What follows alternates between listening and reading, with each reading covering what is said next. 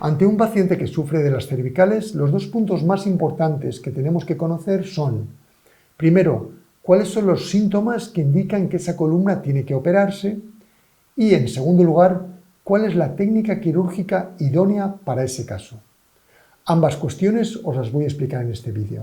La columna cervical es el segmento que va desde la base del cráneo hasta el inicio del tórax y que se compone de 7 vértebras cervicales. La parte anterior de la vértebra se llama cuerpo vertebral y entre cada dos cuerpos vertebrales está el disco intervertebral a modo de almohadilla que permite la movilidad entre ellas.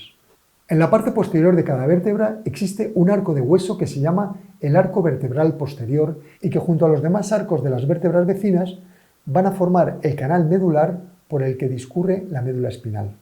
La médula espinal está formada por un conjunto de nervios que partiendo del cerebro van a ir saliendo entre cada dos vértebras para inervar todo nuestro organismo. Es fácil observar cómo nuestra columna vertebral, además de sujetar vertical todo nuestro esqueleto, con la suma de los arcos vertebrales posteriores confecciona ese canal medular como conducto protector de la tan importante médula espinal.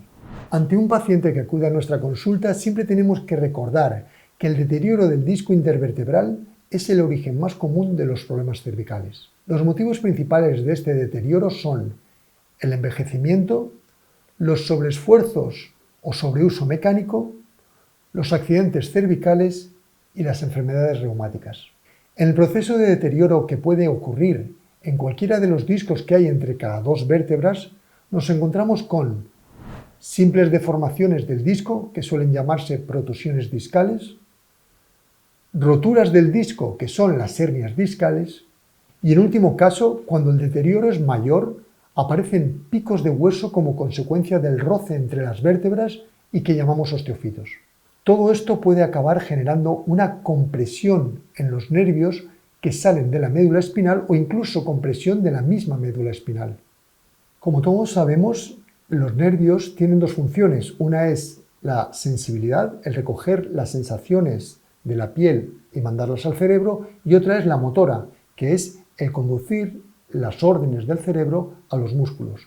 De manera que la compresión de los nervios debido a estas lesiones del disco o de los osteofitos repercutirá en un dolor agudo, pero también empezaremos a ver que el paciente pierde sensibilidad en algunas zonas, en algunas regiones de las manos o de los brazos, y también empieza a sentir debilidad o torpeza de algunos músculos. Así, la cirugía va a consistir principalmente en descomprimir estos nervios que están sufriendo. Los nervios no podemos dejar ni que sufran una compresión importante ni que estén mucho tiempo comprimidos, porque perderían funciones de un modo finalmente irreversible. La cirugía va a consistir, como decimos, en aliviar la compresión que están sufriendo los nervios debido a las lesiones de los discos antes de que se hagan irreversibles. Pero un paso previo muy importante es el saber cuál es el disco que realmente está generando el problema. Porque en muchos casos nos encontramos pacientes con varios discos afectados que no están comprometiendo a ningún nervio. Para nosotros es fundamental una exploración detallada y exhaustiva apoyada en un estudio también de resonancia nuclear magnética e incluso de electromiografía, que es una prueba que nos permite detectar cuál es precisamente el nervio que realmente está sufriendo y a qué nivel de la columna cervical está siendo comprimido. Una vez detectado el disco que está generando la sintomatología, la operación la realizamos con una técnica mínimamente invasiva a través de una pequeña incisión en la cara anterolateral del cuello.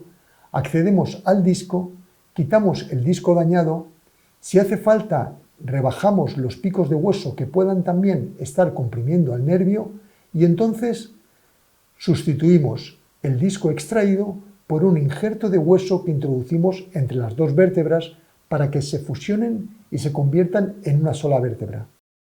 Además, ocasionalmente ponemos una placa de metal atornillada a ambos cuerpos vertebrales para estabilizarlas y así, inmovilizadas, permitir que el injerto que hemos puesto entre ambas fusionen con efectividad.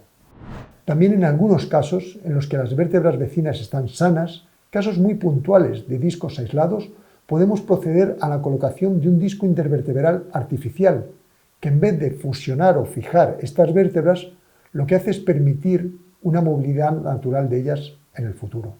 El posoperatorio suele ser muy sencillo y cómodo, consistiendo en un periodo de reposo relativo que permita tanto a la fijación como al disco anclar correctamente en las vértebras antes de comenzar una actividad física más importante.